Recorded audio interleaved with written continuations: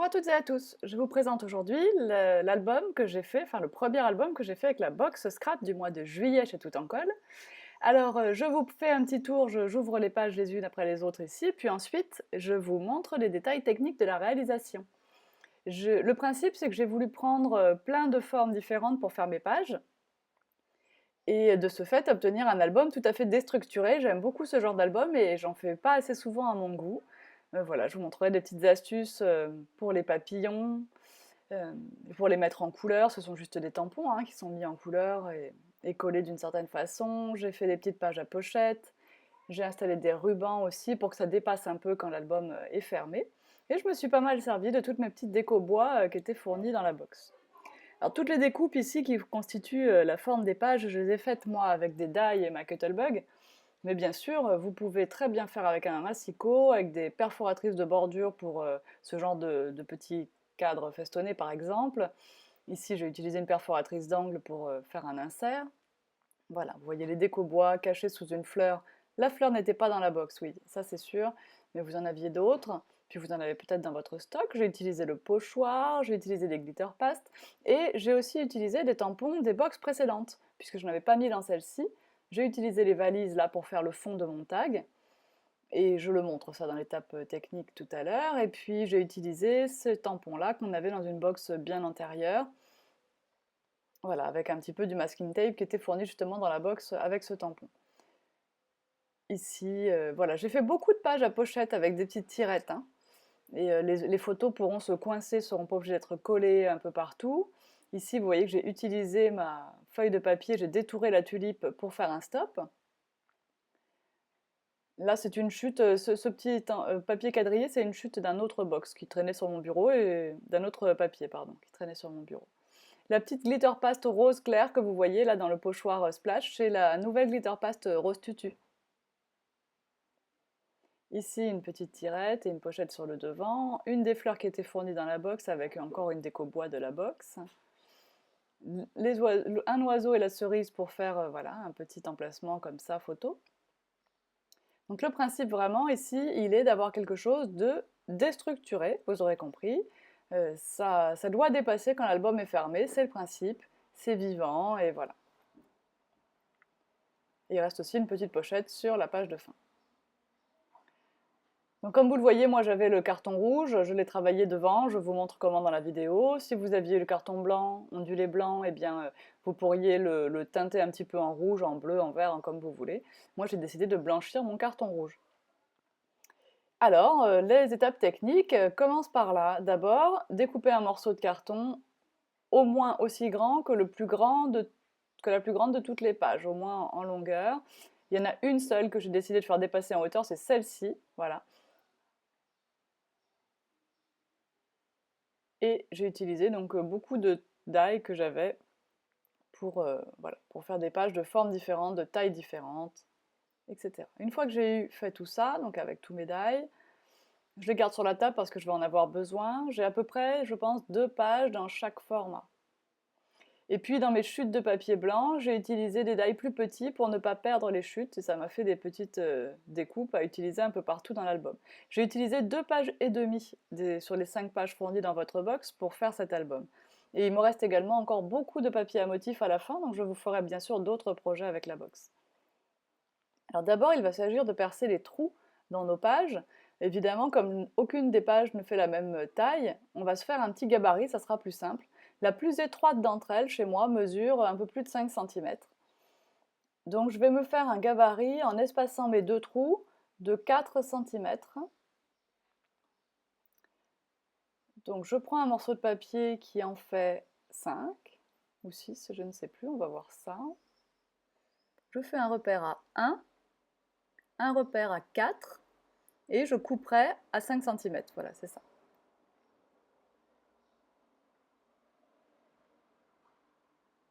Et mon petit morceau de papier, la gabarit, n'a pas besoin d'être bien large, je vais couper ça tranquillement avec mon massicot.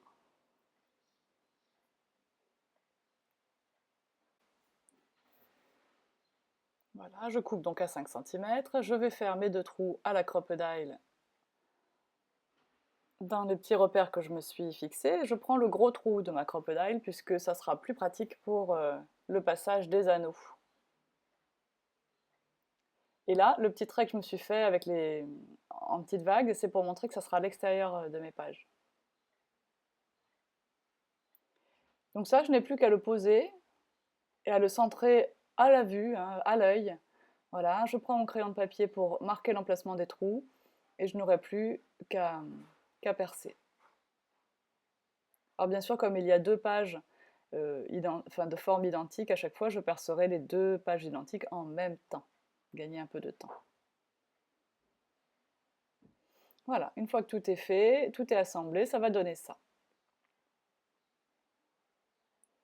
Alors bien sûr, vous faites exactement la même chose avec des anneaux plus gros pour un album plus gros, hein, si vous voulez, il n'y a aucun problème. Sur la page de devant, je vais utiliser cette petite découpe, donc ce sont les die MFT, ce sont les festons couture. Et le petit 100% vacances avec le 100% qui dépasse du die. Voilà. Alors j'ai pas réfléchi à ça avant, c'est juste que comme j'ai découpé cette forme avec mes chutes de papier pour ne pas les gâcher, et puis les tas de chutes ça sert à rien, alors que si on les utilise tout de suite en utilisant nos die avec, et bien au moins là on s'en sert. Du coup, voilà, je me suis dit que ça irait bien comme ça, et c'est plutôt... ça s'est fait par hasard finalement. Donc là j'ai utilisé deux nouvelles Distress, la Ice Spruce, alors là je vais demander à Laetitia parce que franchement je ne sais pas comment on le prononce, et Gather Twigs pour le marron. Donc ce sont deux nouvelles. J'utilise ici mon Aquacolor rose intense, mais vous voyez que je fais des splotches avec le bout, donc je n'aurai pas besoin de la rincer. Je vais laisser ça sécher proprement sur le côté pour ne... Si je passe mon sopalin, ça va perdre en intensité les couleurs, donc je laisse sécher sur le côté. Alors, on y va. Je passais d'abord un peu d'encre Distress, donc la Gathered Twig, sur les bords de ma page rouge, et je fais bien en sorte que les tranches soient bien marron, parce que les tranches du carton ondulé sont bien blanches, hein, sinon c'est pas très joli. Je décide d'y mettre un peu de spray blanc, mais en fait, finalement, après, je vais amplifier cet effet blanchi avec du gesso, tout simplement, enfin de la peinture blanche. Et lui, je vais le rincer. Pour le rincer, je prends un petit verre d'eau chaude, je dévisse la canule, je plonge la canule dans l'eau chaude et je pulvérise jusqu'à ce que j'ai un spray transparent, enfin une eau transparente qui sorte. Pour mon premier petit volet, j'utilise la bleue Ice Spruce et la rose Warm Lipstick pour faire mon pochoir dedans. Donc, il faut faire bien attention de ne pas dépasser du pochoir. Les petits doigts de mousse sont bien plus pratiques. Et si vous voulez être sûr de ne pas dépasser, ben vous mettez un bout de scotch, un bout de ruban de masquage ou de masking tape qui ne vous plaît pas. Voilà, pour le scotcher à la page, évitez que ça dépasse. Et là-dessus, comme je voudrais que ça brille, c'est l'été, je vais le repositionner. Ce coup-là, je vais vraiment le scotcher. Et vous verrez que plus tard, j'utilise carrément de la colle repositionnable. C'est encore plus pratique. Bon, là, je le scotche et comme ça, je vais pouvoir utiliser ma Glitter Paste Tutu.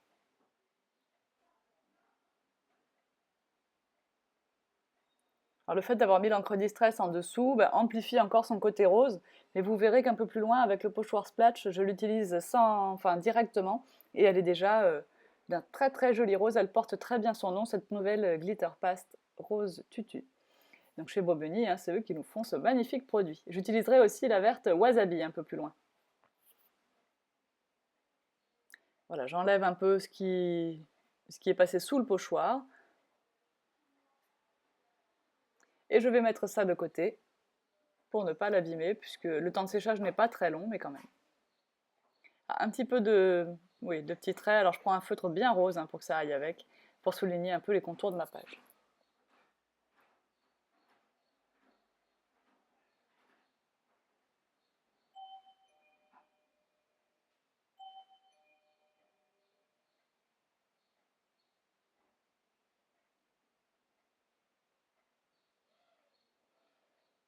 Allez, un petit doigt de mousse pour faire les contours roses. J'ai oublié de dézoomer, mais bon. Alors là, le doigt de mousse ne s'impose pas pour faire une si grande surface. Les applicateurs traditionnels vont très bien. La couleur que j'utilise ici, c'est Warm Lipstick. J'ai utilisé pas mal de couleurs parce que je voulais un album gai, un album vraiment estival. Et je contraste quand même toujours parce que vous connaissez mon amour pour l'effet un peu sali. Voilà, avec un tout petit peu de marron, ça fait ressortir le rose. Rose et marron, c'est un ensemble qui me plaît énormément. Avec cette page ici, c'est pas que j'ai coupé mon die, hein, c'est pas non plus qu'il est fait sonique sur 3 côtés, c'est que je l'ai fait dans une chute de papier et que je me suis dit qu'après tout, c'était très bien aussi comme ça d'avoir un bord droit, c'était pas grave du tout. Ah, je reçois un vieux pochoir, le pochoir nuage que vous avez eu dans une box je ne sais plus quand. Je prends l'encre Ice Spruce, l'espèce de vert marron là un petit peu, et voilà, je fais l'ombre de mon nuage. Ensuite, je vais placer la fausse couture. Alors pour pouvoir la placer au bon endroit, je me mets devant ma fenêtre ensoleillée et je le positionne comme ça, grâce à la lumière qui passe derrière le motif, et bien je vois exactement à quel endroit je dois positionner ma couture.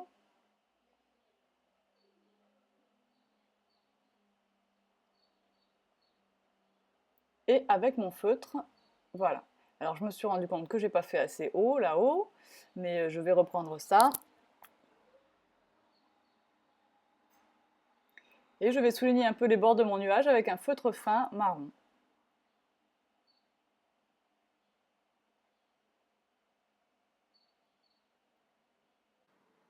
Voilà, donc j'ai décidé de tamponner 3 papillons Stamperia, de cette planche de tampon Stamperia HD qui est disponible en boutique. Je l'ai fait avec l'encre Memento marron, Memento parce que je voulais utiliser mes feutres à alcool. Donc vous avez vu que j'ai pris IB1, IB2 et IG5 pour colorier ce petit papillon. Donc je vais commencer par recouvrir avec la couleur du milieu, puis là je passe la couleur la plus claire du centre vers ce bleu turquoise.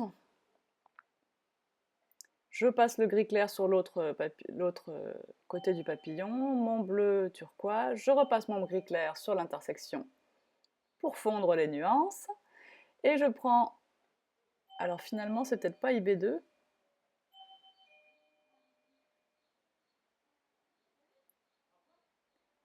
en tout cas je prends une couleur plus foncée pour faire le contour, j'ai plutôt l'impression que c'est un gris là vu d'ici,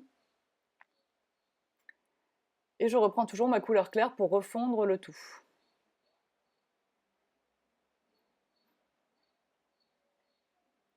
Donc, hop, la couleur juste en dessous pour refondre le gris dans le bleu.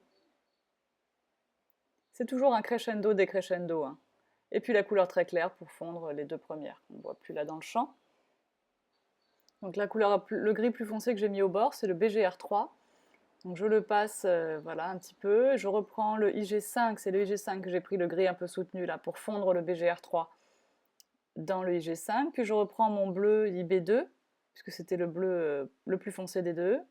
Et je vais reprendre le bleu IB1 pour refondre le tout. J'ai dépassé, mais on s'en fiche parce que je vais découper de toute façon. Voilà, BGR3. Donc en fait, j'ai sorti un gris encore plus foncé. Donc pour ça, j'ai pris mon nuancier hein, et j'ai regardé les couleurs parce que les bouchons ne reflètent pas forcément la couleur du feutre. Et je me suis dit que j'avais besoin d'un gris plus foncé pour vraiment accentuer le contraste au bord de ses ailes. Donc là, c'est bien le IG5.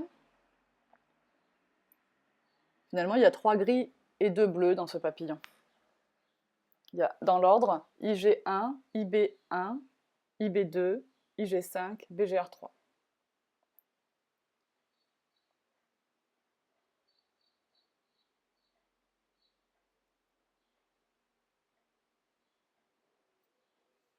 Alors, je fais juste le corps, hein, ne vous inquiétez pas. Et maintenant, nous allons devoir prendre notre paire de ciseaux pour détourer ce joli papillon. Laissez bien le temps à l'alcool de faire son effet pour que les couleurs se diffusent complètement.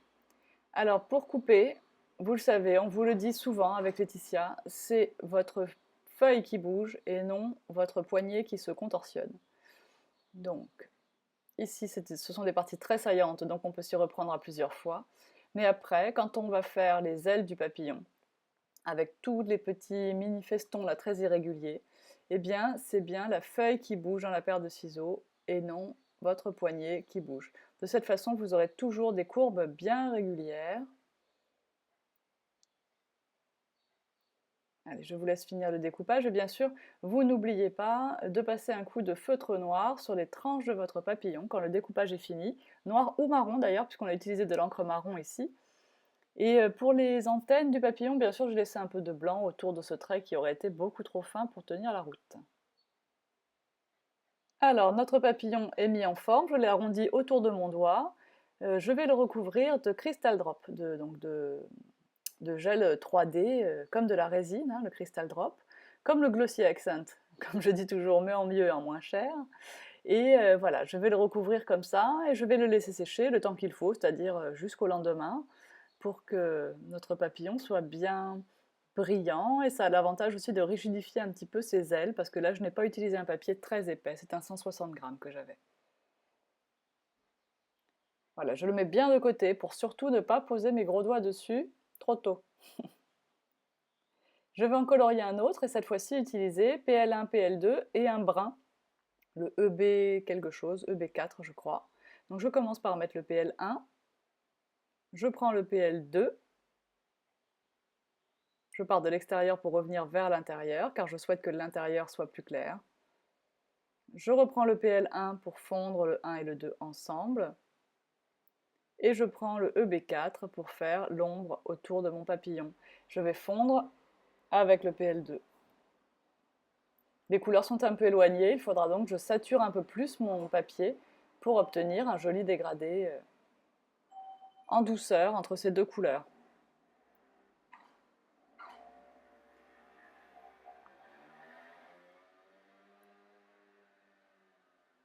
Voilà. Pareil de l'autre côté, bien entendu. Et puis, il nous restera à découper, comme tout à l'heure. Une fois que c'est fait et recouvert de glossy, voilà ce que ça donne. Et je le mets de côté avec son petit copain. On revient sur notre couverture. Je prends un petit peu de peinture blanche acrylique, gesso, peinture blanche, ce que vous voulez. Pas de la gouache juste, mais voilà. N'importe quelle peinture blanche, médium blanc fera l'affaire. Une patine aussi blanche pourrait aller. Et là, avec mon doigt, eh bien, je mets un peu de blanc. Je blanchis un petit peu comme on voit le bleu un peu blanchi ou le bois flotté quand on est en bord de mer. Moi, ça me fait penser aux vacances, de voir cet effet un peu comme ça. Donc voilà, vous en mettez, enfin si vous souhaitez blanchir, hein, vous en mettez autant que bon vous semble. Il n'y a pas de règle.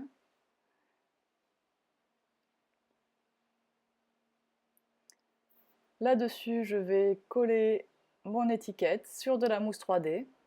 Donc, je prends un scotch double face épais, c'est ça, de la mousse 3D en scotch. Je ne sais pas quelle épaisseur fait celui-là, hein. Plus d'1 millimètre, puisqu'on n'en vend pas des plus fins, mais enfin voilà. Vous enlevez les petites protections et hop. Bien sûr, mon aquacolor est bien sec, hein. Je vais maintenant prendre ma colle à pointe fine pour coller mon petit mot en bois. Elle coule très vite là, donc j'étale au doigt parce que comme elle était, pour bien la finir, elle était la tête en bas dans mon pot à crayon. Et du coup, elle coule vraiment très très vite.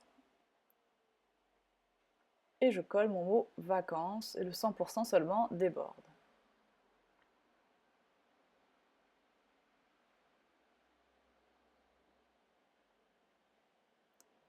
Je rajoute un petit peu de glitter paste. Alors là, vous prenez celle que vous voulez parce que de toute façon, j'en mets tellement peu que c'est vraiment juste pour que ça brille.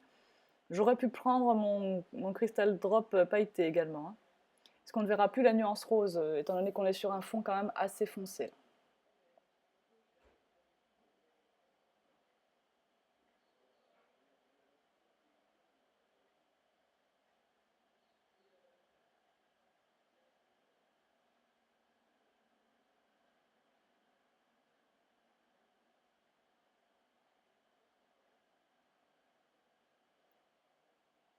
Alors j'ai vérifié que les paillettes étaient sèches et on peut maintenant travailler sur l'arrière. Donc là, je vais réutiliser le même die et prendre un papier à motif de la box pour recouper un matage exactement aux dimensions. Un petit peu d'encre sur les bords de ce papier, ça ne fait jamais de mal. Toujours ce nouveau marron que je vais finir par aimer plus que le vintage photo. Un petit filet de colle autour de ma découpe. Vous savez que je ne mets jamais de colle en croix au milieu. Je trouve qu'avec le temps, ça fait des marques dans le milieu des papiers. Et donc voilà, bien sûr j'ai bouché les trous, donc je vais retourner, j'enlève ma colle qui dépasse bien sûr, je vais retourner pour repercer mes trous, puisqu'ils sont visibles de l'autre côté.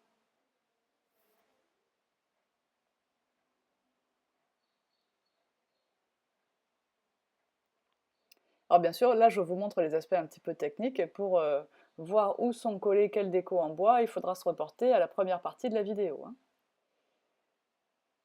Donc là, je refais un cadre Ah, je l'ai zappé.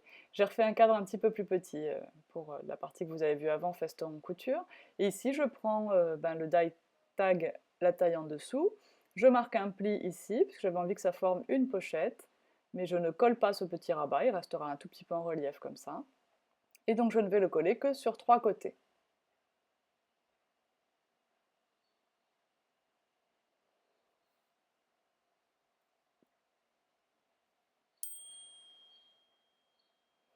De cette façon, j'obtiens une mini pochette. Alors c'est sûr que quand on colle comme ça les 3 côtés d'un papier, la pochette n'est pas bien épaisse, hein.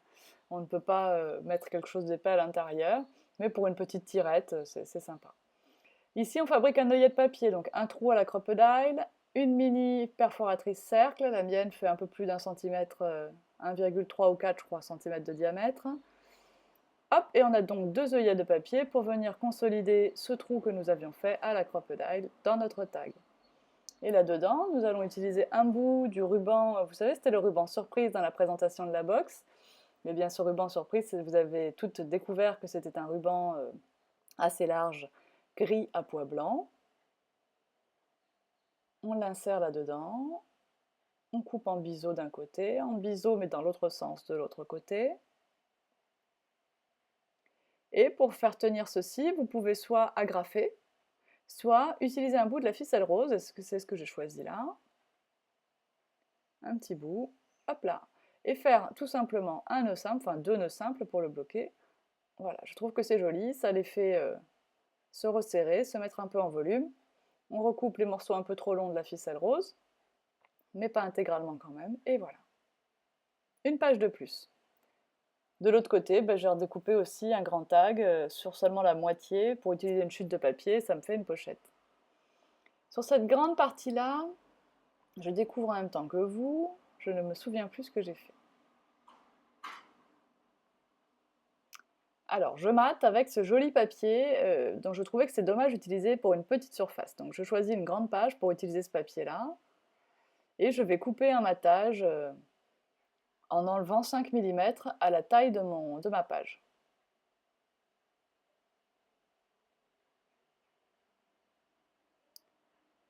Voilà, donc là, je vais pouvoir coller ça comme ça. Et avant de le coller, je vais utiliser une perforatrice d'angle pour faire des petites encoches de façon à glisser les photos. C'est un petit set de perforatrices chez K-Success, enfin K-Tools. Il y en a une qui fait un angle décoré et l'autre qui fait un glisse-photo comme ça. Voilà. Là, on le fait à l'envers, mais ça se présenterait comme ça. Donc je le fais dans ce papier à motif, ici. Et ensuite, je vais reprendre un die feston couture pour faire, pour symboliser en fait la photo qu'on glissera sous ces petites pattes. Bien sûr, faites attention de ne pas les coller, hein, puisqu'elles doivent rester mobiles.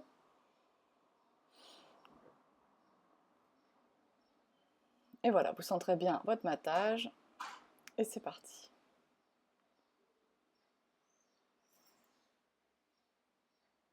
On reperce les trous. Voilà. De l'autre côté, on va mettre un petit peu d'encre rose. La One Lipstick, voilà. C'est léger, juste pour rosir un peu. Et c'est là qu'on va utiliser notre colle repositionnable à pochoir. Donc c'est un spray de colle. Vous le pulvérisez sur votre pochoir. Pas de trop près, donc prenez une boîte à pchit. Enfin, faites-vous un carton, quoi, que vous pouvez, pour éviter de mettre de la colle sur la table ou sur le sol, de façon à rendre votre pochoir autocollant provisoirement. Et comme ça, votre pâte à structure, eh ben, elle ne pourra pas passer en dessous. Vous aurez vraiment un pochoir bien bien net. Voilà, c'est Stamperia qui nous propose ça. Je vous en vends bien sûr en boutique si vous en voulez. Là, je fais ça sur un petit papier. Bon, franchement, c'est pas assez protégé. Là, je suis sûre que j'en ai vaporisé un peu. D'abord, j'étais trop près du pochoir, donc je laisse sécher un peu. Et je suis sûre que mon plan de travail en a pris un coup. Donc, vous le laissez sécher un petit peu, sinon il va laisser des traces de colle sur votre papier quand vous allez le décoller. Et puis, si jamais c'est le cas, si quand vous le décollez, le papier reste un peu collant à cet endroit-là, ça je l'ai sorti, mais en fait je m'en servirai pas. L'aquacolor jaune, là, Si votre papier reste un peu collant quand vous décollez votre pochoir, eh bien, passez tout simplement un peu de talc dessus. et de talc ou de maïzena, et vous verrez que ça ne collera plus, ça sera parfait, ça ne se verra pas du tout sur votre page. Donc la glitter paste vert wasabi, on mélange un petit peu là, le médium transparent qui s'est mis au-dessus, et on y va généreusement, on s'en fiche. De toute façon, notre pochoir est collé, alors vous voyez que même si la vitesse est accélérée, vous voyez que franchement je ne fais pas attention. Je dépose ma pâte dans le pochoir, je fais en sorte qu'il y en ait partout. C'est vraiment la méthode la plus sûre pour utiliser un pochoir, hein, c'est sûr. Surtout que votre colle repositionnable, une fois que vous en avez mis une fois sur le pochoir, bon bah ça, il va rester autocollant pendant plusieurs utilisations quand même, vous n'allez pas en revaporiser à chaque fois. Voilà, donc là j'ai un motif parfait. C'est un petit peu collant autour parce que j'avais mis trop de colle sur mon pochoir, donc je passerai du talc tout à l'heure quand ma glitter paste sera sèche. Bien sûr, je nettoie mon pochoir tout de suite avec une lingette, parce que la glitter paste, elle sèche très vite. Et alors sinon, votre pochoir ne sera pas fichu, il sera juste pailleté à vie. Voilà, on le nettoie, on le sèche, et on peut le ranger. Pour la page suivante, vous reconnaissez la forme, c'est un die O'Reilly, je l'ai fait dans un papier de la box, et je me place sur mon tapis de coupe, je prends mon cutter rotatif et je vais détourer une tulipe. Cette tulipe, je ferai en sorte de passer ses tranches avec un feutre, je ne sais plus de quelle couleur, mais enfin peut-être noir, je ne sais plus, ou marron, de façon à ce qu'elle n'ait pas les tranches blanches de toute façon. Et puis les petits pois en rose, enfin en rouge clair qui sont à sa base, je ferai des petits pois de Crystal Drop Glitter, donc le Crystal Drop pailleté, de façon à les mettre en relief et à leur donner cet effet pailleté, euh, voilà, qui égayera encore plus. Donc le principe ici, c'est que derrière cette tulipe évidée, eh bien, nous pourrons glisser une photo. D'ailleurs, j'ai préparé, vous avez vu dans la présentation, une découpe feston couture pour glisser derrière de façon à symboliser la photo. C'est important quand vous voulez offrir des albums de pouvoir, que les gens qui ne sont pas scrapeuses sachent exactement où coller leurs photos. Donc c'est pas mal de symboliser ces emplacements en prévoyant des matages et voilà, en leur disant, voilà, chaque fois que tu vois un petit rectangle, un petit carré comme ça, eh bien c'est un emplacement photo et voilà, comme ça elles ont moins de questions à se poser. Donc ça, bien sûr, on va le coller sur la page en faisant attention de ne pas coller la tulipe.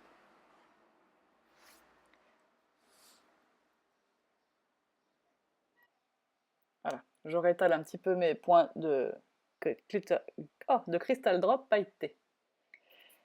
Nous allons passer à la page suivante, qui est la page en forme de tag avec le tampon valise d'une box précédente, ou de la box précédente même, tampon Caramel Studio qui était dans la précédente box. Alors je vais l'utiliser avec de l'encre Versafine. Ici, attention, hein, on est sur un papier texturé, donc on ne cherche pas une impression de tampon parfaite, on cherche à faire un fond. Donc je prends de la Versafine Satin Red, et je vais faire des tampons de plusieurs générations.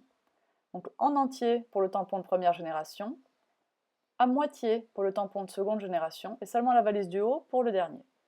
Ensuite, je vais nettoyer mon tampon et utiliser mon encre Versafine Spanish Moss. Donc c'est un vert mousse.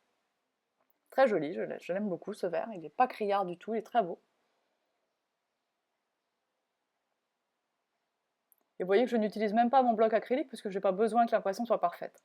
Donc ici en grand, pareil que tout à l'heure, hein, première génération, deuxième et troisième, voilà. Ici on a formé un petit fond de tag. Je nettoie bien sûr tout de suite. Je vais utiliser le pochoir de la box précédente également. Donc je prends l'oblitération de la poste, un doigt de mousse, et voilà.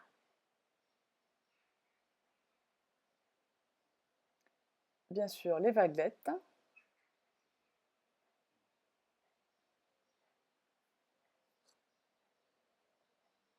Et j'ai hésité à mettre les empreintes de pas, mais je crois que je ne les mets pas finalement.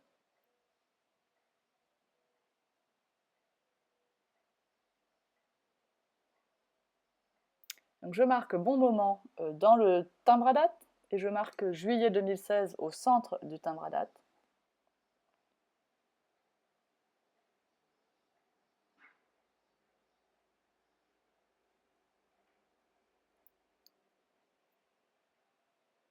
été 2016 même, je marque.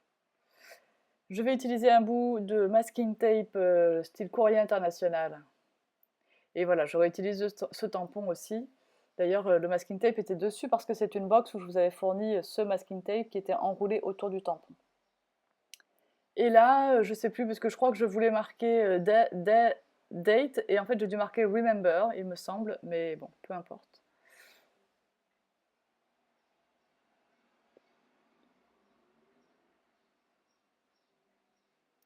Je fais un petit bout de fanion avec les flèches là pour habiller un peu.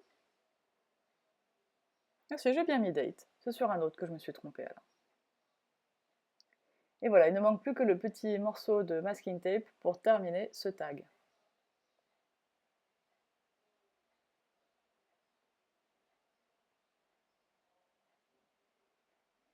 Alors marouflez bien vos masking tape, sinon ils se décolleront à l'usage. Et je vais découper ce qui dépasse. Alors je m'occupe maintenant de cette dernière feuille, et je vais utiliser mes tampons Paper Artsy, les Joffy numéro 5. Non, d'ailleurs, je ne sais plus si c'est le 5. Enfin, ce sont des petits oiseaux ici, sympas comme tout. Je les ai tamponnés sur une feuille blanche, lisse, et je les ai aussi tamponnés sur mon tag parce qu'en fait, j'aurais eu beaucoup de mal à découper tous les détails de la queue avec une paire de ciseaux, donc au moins ils y sont et les pattes aussi. Je les ai coloriés avec mes Faber-Castell Polychromos, et j'ai fondu les couleurs avec la solution de mélange pour crayon de couleur. Alors cette solution de mélange fonctionne avec tous les crayons, mais évidemment plus vos crayons sont de bonne qualité et plus vos couleurs seront intenses. Et c'est vraiment le cas avec ces Faber-Castell Polychromos, qui sont des crayons de couleur non pas aquarellables, mais à base d'huile. Même si la solution de mélange pour crayon, elle fonctionne avec tous les types, hein, les aquarelles, les à l'huile, c'est pas grave. Mais ici, voilà, c'est vraiment pour la richesse des couleurs et cette douceur, ça donne un côté satiné que seuls ces crayons apportent. Ici, j'ai choisi donc un vert, un bleu turquoise et un bleu pétrole pour faire cet oiseau. Et le principe de coloriage va être exactement le même qu'avec les feutres à alcool. On repasse dans les couleurs pour les fondre entre elles, on réalise des dégradés, et notre solution de mélange nous aide à la fin pour vraiment parachever notre travail.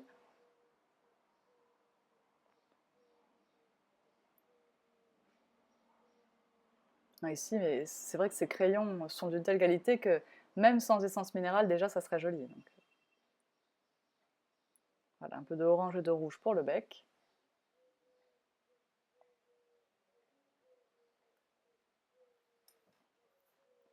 Donc c'est ici qu'intervient la solution de mélange. Donc c'est un produit qui est complètement inodore mais inflammable, attention, il n'est pas à laisser à portée des enfants. Une estompe de papier que j'ai trempée dedans et je fonds, voilà, du foncé vers le clair ou du clair vers le foncé, tout dépend si vous voulez foncer un peu le reste des couleurs ou pas, parce que ça emmène les couleurs avec. Et voilà, un résultat complètement fondu. La petite paire de ciseaux, on découpe et on n'en colle qu'un morceau parce qu'évidemment on veut que ça fasse des petites butées pour une photo. Et bien sûr, on passe les tranches de ces découpes avec son feutre noir. Alors moi j'ai de la chance, j'ai des pistes dans toutes les couleurs, mais si déjà vous avez le noir, c'est bien.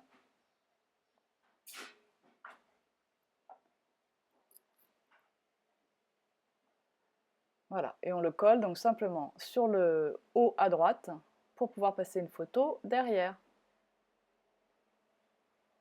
Et bien voilà, il est déjà temps de se quitter, cet album est terminé, ou presque, il vous reste des petits détails de déco à faire toute seule.